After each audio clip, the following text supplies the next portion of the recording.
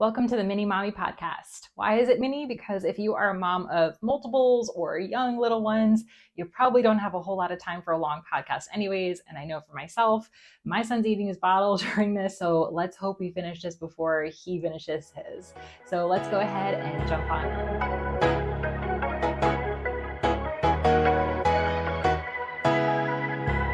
Welcome to the first episode of the Mini Mommy Podcast.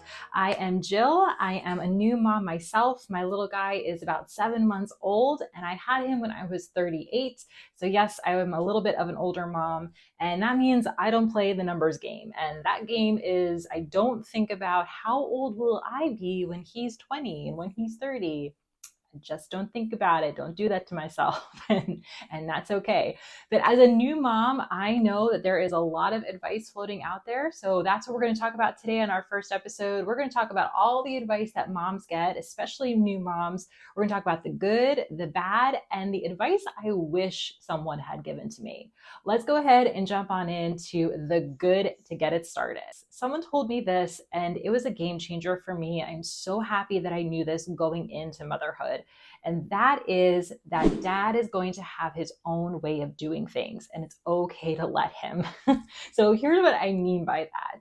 As a mom, you just have like these natural instincts, and you want to take the best care of your baby that you can. And sometimes when you see dad come along and he does things a little bit differently than you, there's this urge and this tempting to kind of like correct him or step in and do it yourself. But the advice was to stop and let dad do it his way. So I'll give you an example. When I would feed my son, I would bring him close, I would cuddle him, I would give him his bottle, he'd be nice and cozy.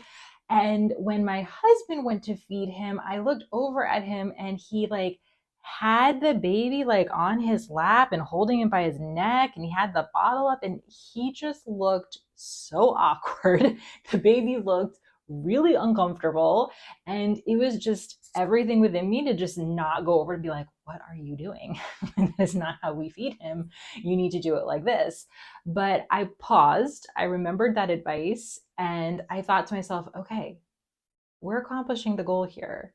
The baby's getting his bottle, dad is feeding him, I'm getting a little break. Everything's fine. Everything is happening that needs to be happening. And that really has been true for other areas as well. There are just things that my husband does differently than I would do if I was taking care of the baby or if I was helping out in some way. And you know what? That's okay. There definitely have been times when I've needed to give him some advice or help him out a little bit. But for the most part, I really try to hang back and let him do it his way. So if you are about to be a brand new mom and you are going to be jumping on into this with your partner, I highly recommend to you let him figure out his way of doing things. It isn't necessarily going to be wrong. It may not look like how you would do it, but that's okay. He can find his own rhythm and his own method. The second piece of good advice that I got was find a sleep schedule for you and your partner that works. So what they meant by that was it doesn't always work for both you and your partner to be up feeding the baby at the same time.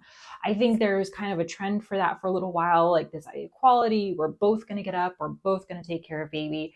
But the reality of that is then that both of you are exhausted come the morning because you both were up all night long. So what I was told was someone shared with me their schedule, and her schedule was that she went to bed for a few hours while her husband stayed up, and then she got up and he went to sleep, and they just kind of swapped and took turns.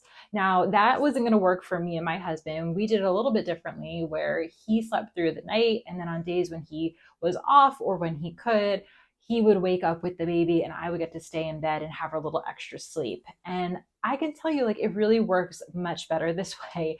My husband is rested, he can go to work. On days off, I get a little extra rest. And you know what? I was probably going to get up and feed the baby anyway. So we didn't both need to be getting up with our son.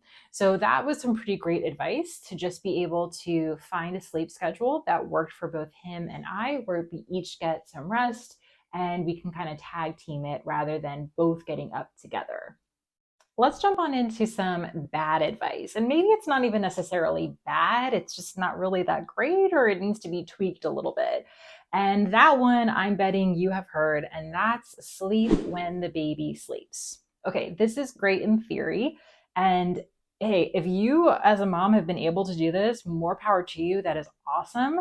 I found for myself that when my baby was napping during the day, the first thing I would do was think to myself, oh my gosh, what can I do? Especially if he was napping and I got him in his bassinet. Oh my gosh, it's a whole world of freedom, right? And sleep actually wasn't the first thing that I thought to do.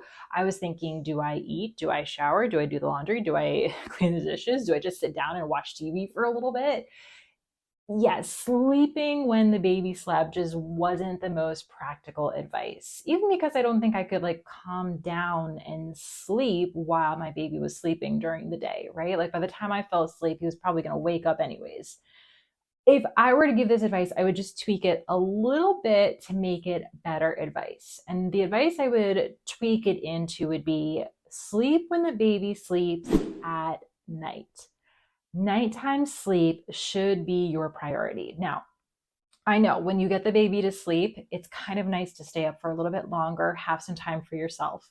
Go ahead and do that, but don't stay up super late. Turn off the phone, turn off the TV, close the book. Prioritize getting sleep at night when the baby is sleeping. In those first few months, when you're getting up multiple times throughout the night, you're going to need that extra energy. And then, even once your baby starts sleeping through the night, and that's awesome, you still should be prioritizing your nighttime sleep because you're going to need that energy during the day, right? Whether you're a working mom, stay at home mom, doesn't matter, you're going to need that energy. So, prioritize sleep when it is nighttime. Sleep when the baby is sleeping at night. That I think is a little bit of a more helpful tweak to that age-old advice. The other piece of advice that, again, it's not bad, but maybe just a little bit misplaced or needs a little bit of context. I had a lot of people tell me to enjoy every moment. What's a little bit hard about this advice is that not every moment of motherhood is enjoyable. There are moments that are frustrating, scary, even. There are moments when you just want to break from being a mom for just like a little bit, right? Like, not every moment is so enjoyable. Now, I think the sentiment comes from that because it's fleeting. It goes by so quick. And that's why people tell you to enjoy it. And it's true. And you do want to enjoy, especially the good stuff, right? And be grateful for the things that are going well. But it's also okay to acknowledge that not every moment's so great. Not every moment is so wonderful.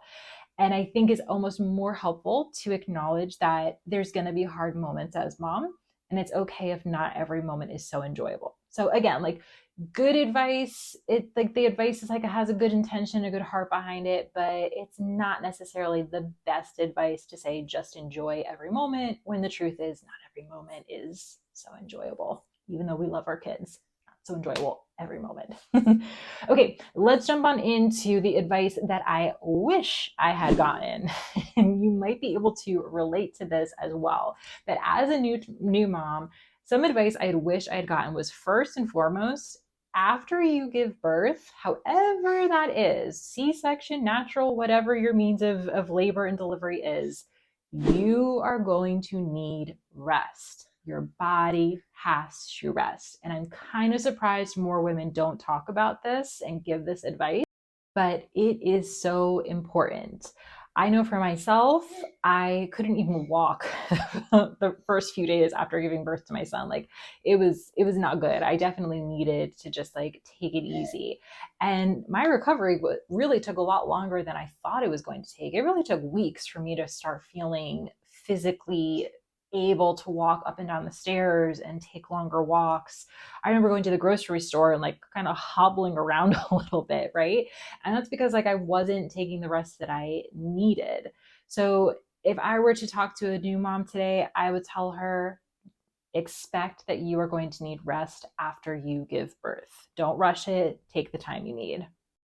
The second piece of advice that I wish someone had given to me is related to sleeping habits. Now, the medical experts all talk about how babies are not forming sleeping habits within, I believe, the first 2 to 3 months of their life. That's why you don't sleep train them during that time. They tell you just go ahead, get your baby to sleep however you want. Don't be afraid to cuddle them, rock them, all those good things, right? They're not forming habits. And while that is true, I would add a little bit to that and say, while your baby's not forming habits in those first few months, you as the parent are forming habits. You're forming habits of how you think about sleep and your child's sleep. You're forming habits of how you put your baby down to rest. You're forming habits for how you comfort them, right? And I think for myself in hindsight, I formed some not good habits and it wasn't my baby's fault. I did some things and in hindsight, like, ooh, I probably should have done that differently, or I should have stuck to my guns a little bit more. And I wish I had known that going into it, right? Like his sleep was going to progress as a baby's sleep should. But my patterns that I was forming were not necessarily the best for helping him in sleep. And when we had a ton of challenges when it came to my baby's sleep, we still have some challenges that we're working through. But I think some of those challenges were brought on more by habits that I formed that I was doing rather than what he did. So that is definitely advice I would wish I had gotten. The last piece of advice I wish I had gotten comes from a quote from an author. Her name is Lisa TerKeurst. She is a Christian author and speaker. Love her, check her out. But she said something that I had to stop and listen to it again. And I was like, ooh, I need to write that down. That's really good advice. She said that bad moments don't make you a bad mom. I'm going to say that again. Bad moments don't make you a bad mom. We are all going to have bad moments as moms, right? We are human. We get tired and frustrated and angry. We lose our patience. We say things we shouldn't say or do things we shouldn't do. And there's regret with that, right? And we can begin to question ourselves as moms. But those bad moments don't overall make you a bad mom. It's just pointing at the fact that you had a moment where things didn't go as they should have gone or as you would have wanted them to go. And I just think that's a really healthy perspective and super helpful to keep in mind that these moments that I'm having that maybe aren't my best, maybe not my shining moment, they don't make me a bad mom, right? I need to look at the whole picture and realize that there's a lot of other really great things that I am doing as a mom that makes me a good mom for my son. So again, great advice that I would give to any mom who is new to all of this, or maybe has been through it a little bit for a while. Yeah, just keep in mind that you are a good mom, even if some of those moments aren't always so wonderful. I would love to know what's some advice that you've gotten. Have you gotten some good advice, bad advice, or things that you wish someone had told you? Go ahead and leave those comments, and I would love to know them and even get to share them out with everyone else as well. To end this week's episode, we're going to do a segment I like to call What Wouldn't I Do? And that's all about what wouldn't I do for my children. And to be honest with you, probably nothing, right? As moms, we would do anything for our kids, including sleeping with a stuffed monkey for 2 weeks. Let me explain. My son, as I mentioned, has had lots of challenges when it comes to sleep. And when your baby is not sleeping, you will read any blog, any book, you'll talk to every parent to get their advice on what they do to help their children sleep. And one of the most common things that I kept hearing was give your child something that smells like you, because apparently our babies are not too different from bomb sniffing dogs. They have this keen sense of smell and ability to detect your scent in particular. Go figure.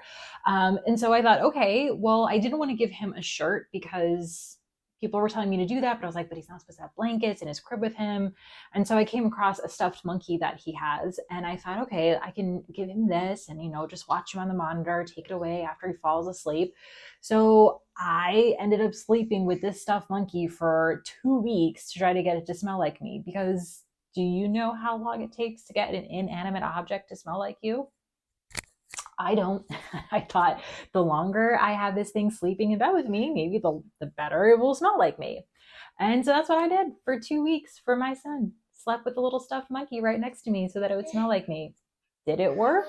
I don't know. I put it in the crib with him and he just flung that monkey around while not sleeping. So yeah, don't know if that actually worked or not, but would I do it again? Yes, I would do it again for him, because what wouldn't we do for our kids, right? Thanks so much for joining me on this episode of the Mini Mommy Podcast. We will see you next time.